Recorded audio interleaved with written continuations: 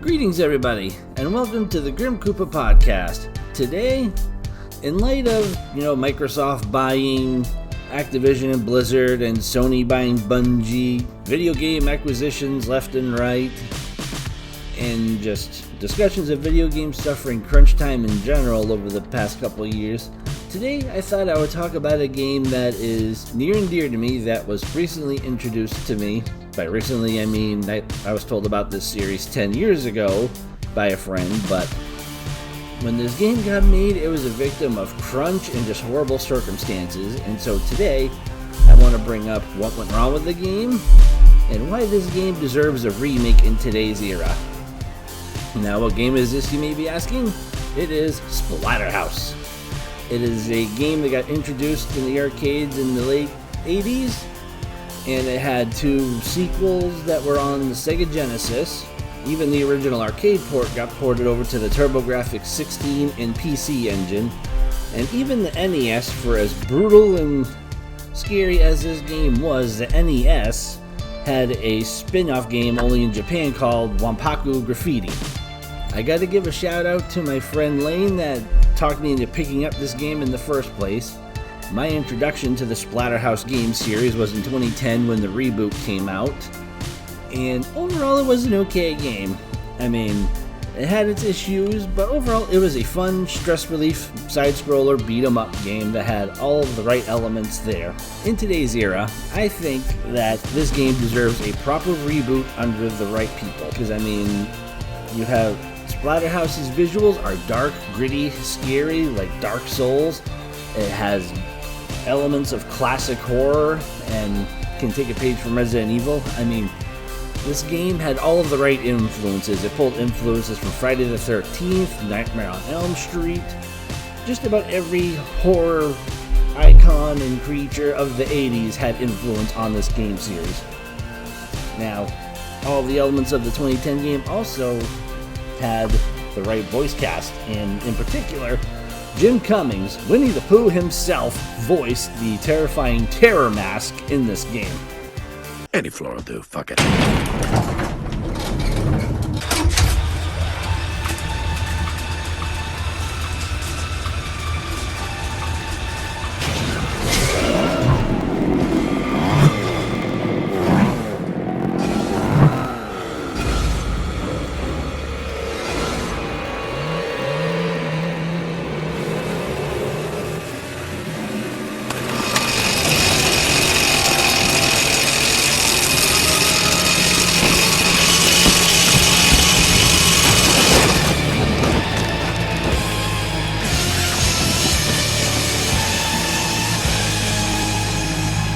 Wait!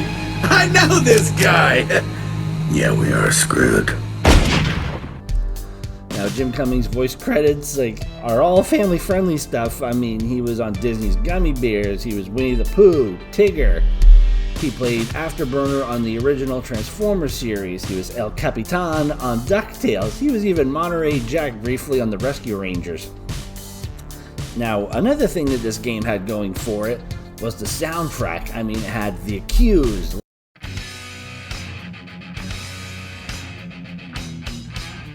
Lamb of God,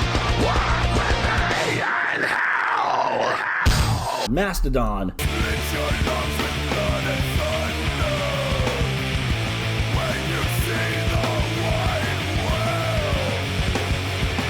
The Haunted,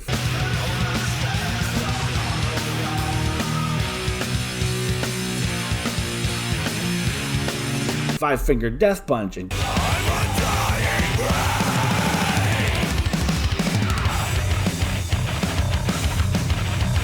Cavalier Conspiracy.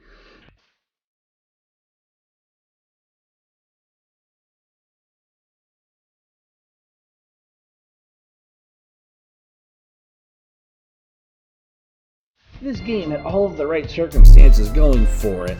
I mean, even the game's soundtrack was composed by Howard Drozen, and Drozen has his history with working on the old school Sega Genesis Sonic games, Comic Zone, and then during the time frame of this game was being made, he also worked on Afro Samurai. Now, here we're going to get into the nitty-gritty of what went wrong. So throughout this, I'm going to be referring to an article that's on Polygon, that link in the description. And in this article, it went over all of the details of what went wrong with this game. And so today, I'm going to talk about the highlights.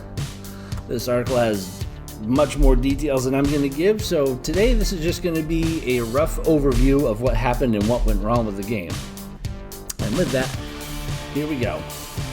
The first step that went wrong was that Namco Bandai, they wanted to bring Splatterhouse to life, and they saw this company, Bottle Rocket, that made a game called The Mark of Cry on PlayStation 2. They were impressed with it, so they thought that they would hire Splatterhouse out to this Bottle Rocket company. Nothing seemed to be off at first. Bottle Rocket, at the time, they were a small studio, and so Namco Bandai, after they contracted Bottle Rocket for Splatterhouse, they also had an unnamed Flash game that never got to see the light of day.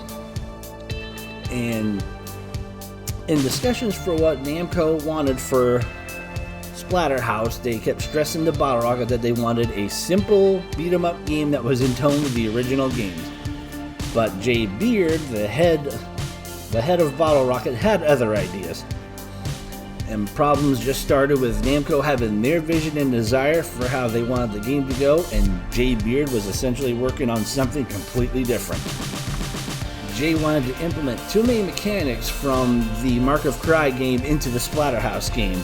Enemy designs were far from the enemy types of the older games. Some of the designs, which I'm not even going to bring up here because they were just really weird and definitely not in tone with the old enemies of the older games.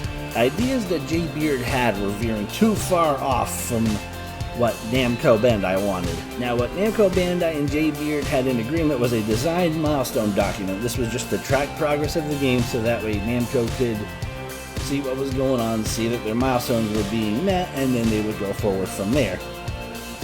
Now, this is where things really start going off the rails, because whenever Namco visited Bottle Rocket Studios, Jay would show Namco what they wanted to see, so that they would, get their blessing and leave. But then the moment that Namco would leave the studio, Jay would have his crew start working on what Namco didn't want. And so whenever a milestone was delivered, Namco kept telling them that they didn't want another Mark of Cry game. Another big issue was game engines. For the Xbox 360 version of the game, Unreal Engine was used for Xbox, and that was what I originally played the 2010 version of Splatterhouse on, and it looked great with no issues. However, the PlayStation 3 version got a very poor game engine called Gamebryo, and this is just a very buggy game engine from what I've read on it. And even game engineers that were working on the game even took note of the poor engine and were kind of scratching their heads as to why they went with that engine for PlayStation.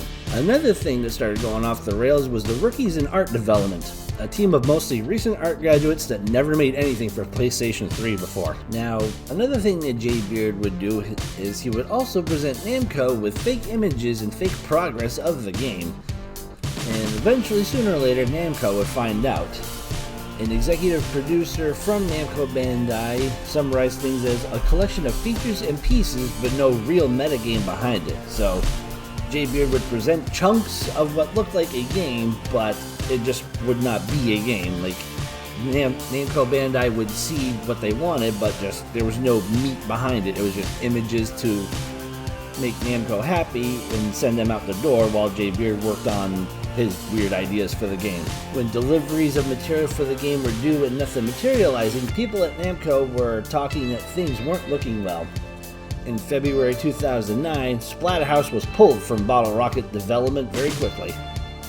After Namco pulled the game away from Bottle Rocket, Namco told the development staff that work would continue under Namco's watch at their studios. Namco formed a studio for the developers that followed along from Bottle Rocket on the game.